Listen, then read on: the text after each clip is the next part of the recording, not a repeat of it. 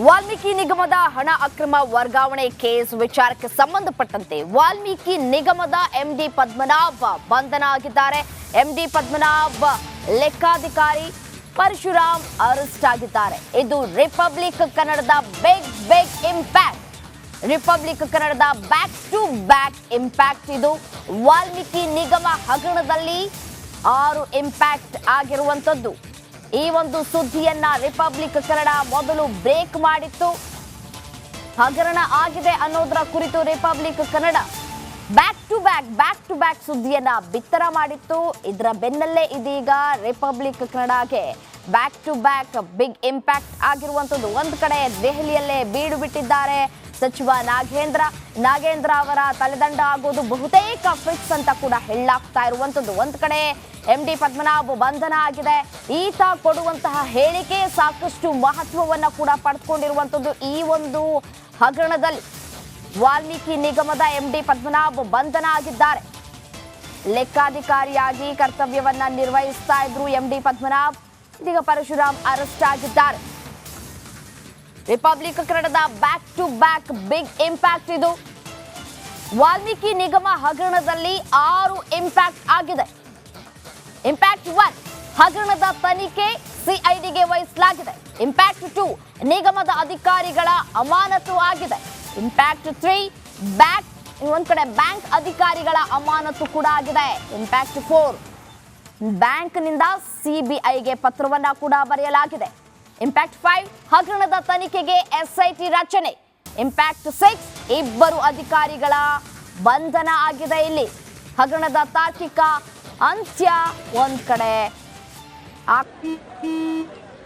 ನಡಿ ಈಗ ಶುರು ಮಾಡೋಣ. ಕೇಸರಿಯಿಂದ ಮನೋಲ್ಲಾಸ ಮನಸ್ಸು ಮತ್ತೇರಿ ಕುಣಿದಾಡಿದೆ ನೋಡು, ಮನಸ್ಸು ಮತ್ತೇರಿ ಕುಣಿದಾಡಿದೆ ನೋಡು. ಕ್ಷಣ ಕ್ಷಣವೂ ಆಚರಿಸಿ ಕೇಸರಿ ಹಬ್ಬ. ವಿಮಲ್ ಬಾಯಲ್ಲಿ ಹೇಳಿ ಕೇಸರಿ. ಇದೆ ಅಕ್ರಮ ಹಣ ವರ್ಗಾವಣೆ ಕೇಸ್ನಲ್ಲಿ 2 ಬಂಧನ ಆಗಿರುವಂತದ್ದು. ಇದು ರಿಪಬ್ಲಿಕ್ ಕನ್ನಡದ back to back big impact. Valmiki ನಿಗಮ ಭ್ರಷ್ಟಾಚಾರ ಕೇಸ್ಗೆ ಸಂಬಂಧಪಟ್ಟಂತೆ ಒಂದ್ ಕಡೆ ಎಂಡಿ ಪದ್ಮನಾಭ್ ಬಂಧನ ಆಗಿದೆ. ತನಿಖೆಯನ್ನ ಮತ್ತಷ್ಟು ಚುರುಕುಗೊಳಿಸಲಾಗಿದೆ. ಇನ್ನೇನು ಸಿಎಂ ಸಿದ್ದರಾಮಯ್ಯನವರು ನಾಗೇಂದ್ರ ಅವರ ಉಚ್ಚಾಟನೆ ಮಾಡಬೇಕಾಗತ್ತೆ. ಒಂದ್ ಕಡೆ ಬಿಜೆಪಿ ಕೂಡ ಹೇಳ್ತಾ ಇದೆ, ಅವರು ಒಪ್ಕೊಂಡಿದ್ದಾರೆ. ಒಪ್ಕೊಂಡ ಮೇಲೆ ಯಾಕೆ ಬಂಧನ ಮಾಡೋದಕ್ಕೆ ಸಾಧ್ಯ ಆಗ್ತಾ ಇಲ್ಲ ಅಂತ ಹೇಳಿ ಟ್ವೀಟ್ ವಾರ್ ಕೂಡ ಶುರುವಾಗ್ಬಿಟ್ಟಿದೆ ಒಂದ್ ಕಡೆ.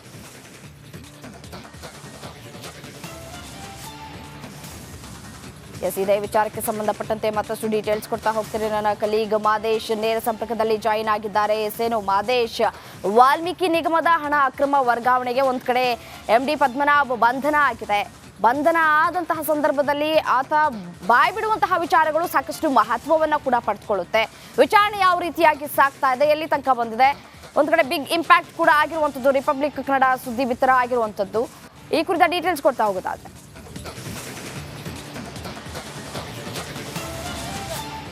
ರಮ್ಯಾ, ಈಗಾಗಲೇ ವಾಲ್ಮೀಕಿ ನಿಗಮದಲ್ಲಿ ನಡೆದಿರುವಂತಹ ಬಹುಕೋಟಿ ಹಗರಣಕ್ಕೆ ವಿಚಾರಕ್ಕೆ ಸಂಬಂಧಪಟ್ಟಂತೆ ಸಾಕಷ್ಟು ಚರ್ಚೆಗಳಾಗ್ತಿದೆ. ಒಂದು ಕಡೆ ಅಲ್ಲಿ ಸಾಕಷ್ಟು ಅಕ್ರಮವಾಗಿ ಹಣ ವರ್ಗಾವಣೆ ಆಗಿದೆ ಅನ್ನೋದಾದ್ರೆ, ಮತ್ತೊಂದು ಕಡೆ ಇದರಲ್ಲಿ ರಾಜಕೀಯ ವ್ಯಕ್ತಿಗಳು ಇದ್ದಾರೆ ಅನ್ನೋಂಥದ್ದು ಸದ್ಯಕ್ಕೆ ಸಾಕಷ್ಟು ಚರ್ಚೆ ಆಗ್ತಿದೆ. ಇದಕ್ಕೆ ಸಂಬಂಧಪಟ್ಟಂತೆ ಬಿಜೆಪಿ ನಾಯಕರು ಕೂಡ ಈಗಾಗಲೇ ಸಾಕಷ್ಟು ಆಕ್ರೋಶನ ವ್ಯಕ್ತಪಡಿಸಿದ್ದಾರೆ. ಜೊತೆಗೆ ಈ ಒಂದು ಪ್ರಕರಣಕ್ಕೆ ಸಂಬಂಧಪಟ್ಟಂತೆ ರಿಪಬ್ಲಿಕ್ ಕನ್ನಡ ಎಕ್ಸ್ಕ್ಲೂಸಿವ್ ಆಗಿ ಪ್ರತಿಯೊಂದನ್ನು ಕೂಡ ಫಾಲೋಅಪ್ ಮಾಡಿ ಸುದ್ದಿಯನ್ನ ಬಿತ್ತರಿಸುವಂತ ಕೆಲಸವನ್ನ ಮಾಡಲಾಗ್ತಿದೆ. ಈ ಒಂದು ಸುದ್ದಿಯ ಇಂಪ್ಯಾಕ್ಟ್ ನಲ್ಲಿ ಬ್ಯಾಕ್ ಟು ಬ್ಯಾಕ್ ಇಂಪ್ಯಾಕ್ಟ್ಗಳಾಗ್ತದೆ. ಈಗ ನಮ್ಮ ರಿಪಬ್ಲಿಕ್ ಕನ್ನಡದ ಇಂಪ್ಯಾಕ್ಟ್ ಅಂದ್ರೆ ಇಬ್ಬರನ್ನ ಮತ್ತೆ ಬಂಧನ ಮಾಡುವಂತ ಕೆಲಸವನ್ನ ಮಾಡಲಾಗಿದೆ. ಅದರಲ್ಲಿ ಪ್ರಮುಖವಾಗಿ ವಾಲ್ಮೀಕಿ ನಿಗಮದ ಎಂಡಿ ಆಗಿರುವಂತಹ ಪದ್ಮನಾಭ್ ಮತ್ತು ಮತ್ತೋರ್ವ ಅಧಿಕಾರಿ ಪರಶುರಾಮರನ್ನ ಬಂಧನ ಮಾಡುವಂತ ಕೆಲಸವನ್ನ ಮಾಡಲಾಗಿದೆ. ಇಷ್ಟೆಲ್ಲ ನಡೆದರೂ ಕೂಡ ಎಂಡಿ ಸ್ಥಾನದಲ್ಲಿ ಇರುವಂತಹ ಪದ್ಮನಾಭ್ಗೆ ಏನು ಕೂಡ ಮಾಹಿತಿ ಇರಲಿಲ್ವಾ ಅನ್ನೋಂಥದ್ದು ಸದ್ಯಕ್ಕೆ ಅಧಿಕಾರಿಗಳು ಮೂಡಿರುವಂತಹ ಪ್ರಶ್ನೆ. ಯಾಕಂದ್ರೆ ಬಹುಕೋಟಿ ಹಗರಣ ಆಗ್ತಿದ್ರು ಕೂಡ ಎಂಡಿ ಸ್ಥಾನದಲ್ಲಿ ಇದ್ದಂತಹ ಪದ್ಮನಾಭ್ ಅವರು ಏನ್ ಮಾಡ್ತಿದ್ರು ಅನ್ನೋಂಥದ್ದು ಸಾಮಾನ್ಯವಾಗಿ ಅಧಿಕಾರಿಗಳಿಗೆ ಪ್ರಶ್ನೆ ಬಿಡುತ್ತೆ. ಈಗಾಗಲೇ ಸಿಐಡಿಯ ಆರ್ಥಿಕ ವಿಭಾಗದ ಅಧಿಕಾರಿಯಾಗಿದ್ದಂತಹ ಮನೀಶ್ ಕರ್ಬಿಕರ್ ಮತ್ತೆ ಡಿಸಿಪಿ ಶಿವರಾಜ್ ದೇವರಾಜು ಇವರ ನೇತೃತ್ವದಲ್ಲಿ ಒಂದು ತಂಡ ತನಿಖೆಯನ್ನ ನಡೆಸುವಂತ ಕೆಲಸವನ್ನ ಮಾಡಲಾಗ್ತಿದೆ. ಈ ಒಂದು ಹಂತದಲ್ಲಿ ಸದ್ಯಕ್ಕೆ ಇನ್ನೂ ಇಬ್ಬರನ್ನ ಅರೆಸ್ಟ್ ಮಾಡಿ ಅವರನ್ನ ತೀವ್ರ ವಿಚಾರಣೆ ಮಾಡುವಂತ ಕೆಲಸವನ್ನ ಮಾಡಲಾಗ್ತಿದೆ. ಈಗಾಗಲೇ ಚಂದ್ರಶೇಖರ್ ಅವರು ಆತ್ಮಹತ್ಯೆ ಮಾಡಿಕೊಂಡಿರೋದ್ರಲ್ಲಿ ಒಂದಷ್ಟು ಡೀಟೇಲ್ಸ್ಗಳನ್ನ ಬರೆದಿದ್ರು ಡೆತ್ ನೋಟ್ನಲ್ಲಿ. ಆ ಒಂದು ವಿಚಾರಗಳ ಬಗ್ಗೆ ಆಗಿರ್ಬೋದು, ಜೊತೆಗೆ ಏನೆಲ್ಲ ನಡೀತಿತ್ತು ನಿಗಮದಲ್ಲಿ, ಇಷ್ಟೆಲ್ಲ ಆದರೂ ಕೂಡ ನಿಮ್ಮ ಗಮನಕ್ಕೆ ಯಾಕೆ ಬಂದಿರಲಿಲ್ಲ, ಒಂದು ವೇಳೆ ಹಣ ಅಕ್ರಮವಾಗಿ ವರ್ಗಾವಣೆ ಆಗ್ತಿರುವಂಥ ಸಂದರ್ಭದಲ್ಲಿ ಅದನ್ನು ಯಾಕೆ ತಡೀಲಿಲ್ಲ ಅನ್ನೋಂಥ ನಿಟ್ಟಿನಲ್ಲಿ SIT ಅಧಿಕಾರಿಗಳು ಆ ಇಬ್ಬರನ್ನು ಕೂಡ ವಿಚಾರಣೆ ನಡೆಸುವಂಥ ಕೆಲಸವನ್ನು ಮಾಡ್ತಿದ್ದಾರೆ. ಇಲ್ಲಿ ಪ್ರಮುಖವಾಗಿ ಈ ಒಂದು ಕೇಸ್ನಲ್ಲಿ ಪದ್ಮನಾಭ ಅವರ ಏನಾದರೂ ಕೈವಾಡ ಇದೆಯಾ, ಇಷ್ಟು ದಿನ ಆದರೂ ಕೂಡ ಇವ್ರು ಯಾಕೆ ಸುಮ್ಮನೆ ಇದ್ರು ಅನ್ನೋಂಥದ್ದು ಸದ್ಯಕ್ಕೆ ಇರುವಂಥ ಪ್ರಶ್ನೆ. ಈ ಒಂದು ಆಯಾಮದಲ್ಲಿ ಅವರನ್ನು ವಿಚಾರಣೆ ಮಾಡುವಂಥ ಕೆಲಸವನ್ನ ಮಾಡಲಾಗ್ತಿದೆ. ರಮ್ಯಾ. ರೈಟ್ ಮಾದೇಶ್, ಧನ್ಯವಾದ ತಮ್ಮೆಲ್ಲ ಮಾಹಿತಿಗಾಗಿ.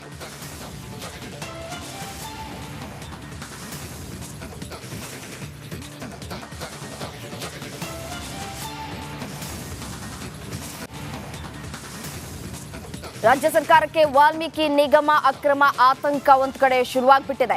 ಸಚಿವ ಸ್ಥಾನಕ್ಕೆ ನಾಗೇಂದ್ರ ರಾಜೀನಾಮೆ ಕೊಡೋದು ಫಿಕ್ಸ್. ದೆಹಲಿಯಲ್ಲಿ ಮೊಕ್ಕಾಂ ಹೂಡಿದ್ದಾರೆ ನಾಗೇಂದ್ರ. ಇತ್ತ ರಾಜ್ಯ ಸರ್ಕಾರವನ್ನ ತರಾಟೆಗೆ ತೆಗೆದುಕೊಳ್ತಾ ಇದೆ ಬಿಜೆಪಿ. ಸಿಎಂ ಉತ್ತರಿಸುವಂತೆ ರಾಜ್ಯ ಬಿಜೆಪಿ ಘಟಕದಿಂದ ಪ್ರಶ್ನೆಯನ್ನ ಕೂಡ ಮಾಡಲಾಗ್ತಾ ಇದೆ. ಸಿದ್ದರಾಮಯ್ಯನವರೇ, ನಾಗೇಂದ್ರ ರಾಜೀನಾಮೆ ಯಾಕಿಲ್ಲ? ಅಕ್ರಮದಲ್ಲಿ ನಿಮಗೇನಾದ್ರೂ ಪಾಲ್ ಬಂದಿದ್ಯಾ?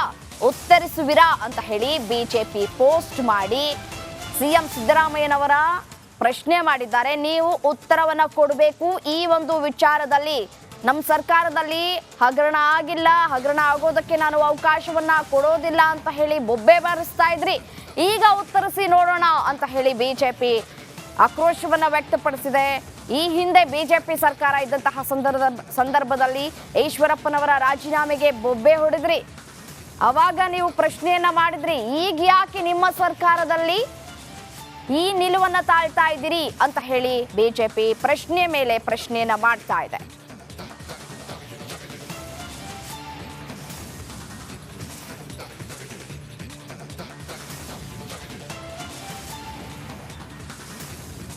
ಇದೇ ವಿಚಾರಕ್ಕೆ ಸಂಬಂಧಪಟ್ಟಂತೆ ಮತ್ತಷ್ಟು ಡೀಟೇಲ್ಸ್ ಕೊಡ್ತಾ ಹೋಗ್ತಾರೆ ಪೊಲಿಟಿಕಲ್ ಬ್ಯೂರೋ ಹೆಡ್ ವಿಜಯ್ ಅವರು ನೇರ ಸಂಪರ್ಕದಲ್ಲಿದ್ದಾರೆ.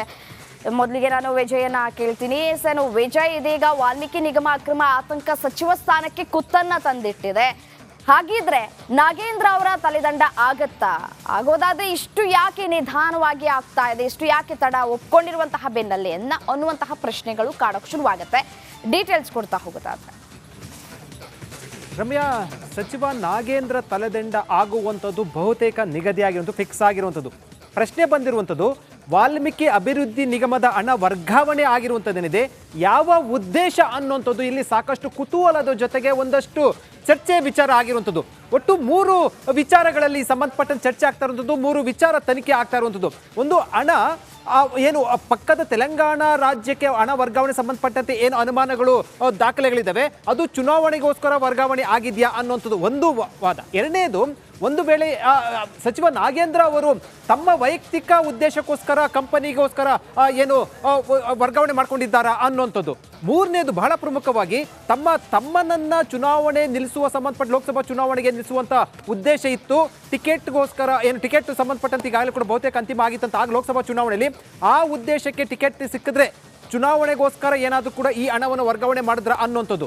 ಇಲ್ಲಿ 3 ಉದ್ದೇಶದಲ್ಲಿ ಒಂದು ವೇಳೆ ಏನಾದರೂ ಕೂಡ ಲೋಕಸಭಾ ಚುನಾವಣೆ ಸಂಬಂಧಪಟ್ಟಂತೆ ತೆಲಂಗಾಣ ಲೋಕಸಭಾ ಚುನಾವಣೆ ಸಂಬಂಧಪಟ್ಟಂತೆ ಚುನಾವಣೆಗೋಸ್ಕರ ಹಣ ವರ್ಗಾವಣೆ ಆಗಿದ್ರೆ ಆಗ ಕಾಂಗ್ರೆಸ್ ಪಕ್ಷ ಹೈಕಮಾಂಡು ಅವರ ವಜಾ ಮಾಡುವ ಸಂಬಂಧಪಟ್ಟಂತೆ ಸಚಿವ ನಾಗೇಂದ್ರ ಅವರನ್ನ ಸಚಿವ ಸಂಪುಟ ವಜಾ ಮಾಡುವ ಸಂಬಂಧಪಟ್ಟಂತೆ ಹಿಂದೆ ಮುಂದೆ ನೋಡಲಾಗುತ್ತೆ, ಒಂದಷ್ಟು ಕಾಲಹರಣ ಮಾಡಲಾಗುತ್ತೆ.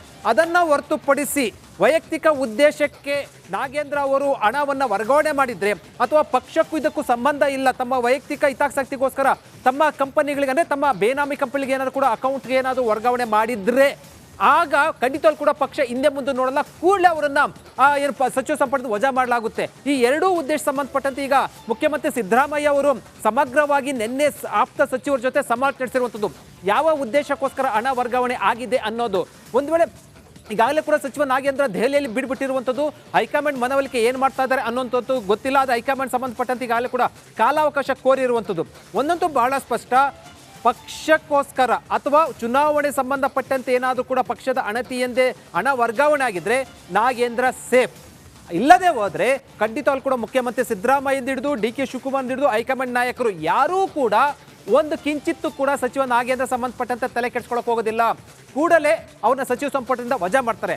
ಆದರೆ ಹಣ ಯಾವ ಉದ್ದೇಶಕ್ಕೋಸ್ಕರ ವರ್ಗಾವಣೆ ಆಗಿದೆ ಅನ್ನುವಂಥದ್ದು ಈಗ ಹೊರ ಬರಬೇಕಾಗಿರುವಂಥದ್ದು. Ramya, right Vijay, stay with me, will come back. Crime bureau head Sunil ನಮ್ಮ ಜೊತೆ ನೇರ ಸಂಪರ್ಕದಲ್ಲಿದ್ದಾರೆ. ಎಸ್ಎನೋ ಸುನಿಲ್, ಇದನ್ನ ಕ್ರೈಮ್ ಆಂಗಲ್ ಅಲ್ಲಿ ನಾವು ನೋಡೋದಾದ್ರೆ ವಾಲ್ಮೀಕಿ ನಿಗಮ ಅಕ್ರಮ ಆತಂಕ ಸರ್ಕಾರಕ್ಕೆ ಇದ್ದಿದ್ದೆ. ಆದ್ರೆ ಈಗ SIT ತನಿಖೆಗೆ ಆಗ್ರಹಗಳು ಕೇಳಿ ಬಂದಂತಹ ಬೆನ್ನಲ್ಲೇ SIT ತನಿಖೆಗೆ ವಹಿಸಿದ್ದಾರೆ. ಮತ್ತು ತನಿಖೆ ಯಾವ ರೀತಿಯಾಗಿ ಸಾಗಬಹುದು ಅಂತ ಹೇಳಿ.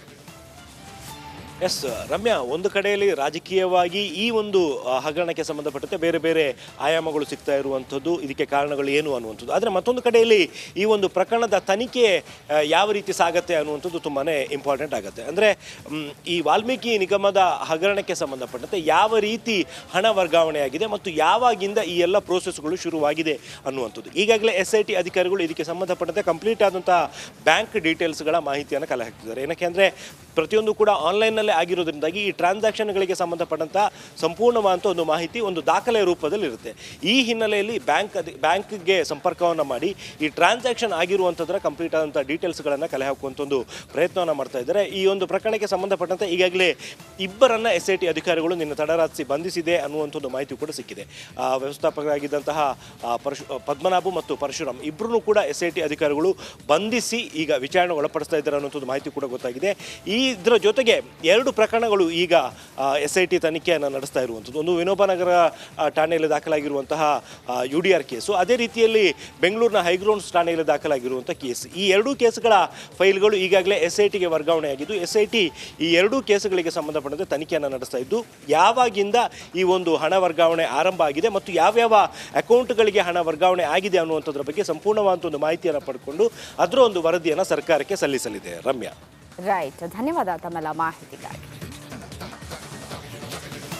ಸಚಿವರ ಪಾತ್ರದ ಬಗ್ಗೆ CIDಗೆ ಮಾಹಿತಿಯನ್ನು ಕೂಡ ಒಂದ್ ಕಡೆ ರವಾನೆ ಮಾಡಲಾಗಿರುವಂಥದ್ದು. ರಿಪಬ್ಲಿಕ್ ಕನ್ನಡ ಇದನ್ನ ಮೊದಲಿನಿಂದಲೂ ಫಾಲೋ ಅಪ್ ಮಾಡ್ಕೊಂಡು ಬಂದು ದೇಶದ ಅತಿ ದೊಡ್ಡ ನೆಟ್ವರ್ಕ್ ನಿಂದ ಮೆಗಾ ಕವರೇಜ್, ದೇಶದ ಮತದಾರನ ಆದೇಶ NDAಗ ಇಂಡಿ ಒಕ್ಕೂಟಕ್ಕ, ಲೋಕ ಅಖಾಡದಲ್ಲಿ ಗೆಲ್ಲೋದ್ಯಾರು ಸೋಲೋದ್ಯಾರು, ಕರುನಾಡಿನ 28 ಕ್ಷೇತ್ರಗಳ ನಿಖರ ಫಲಿತಾಂಶ, ಫಾಸ್ಟ್ ರಿಸಲ್ಟ್, ಪಕ್ಕಾ result, number 1 election team, number 1 network, number 1 coverage.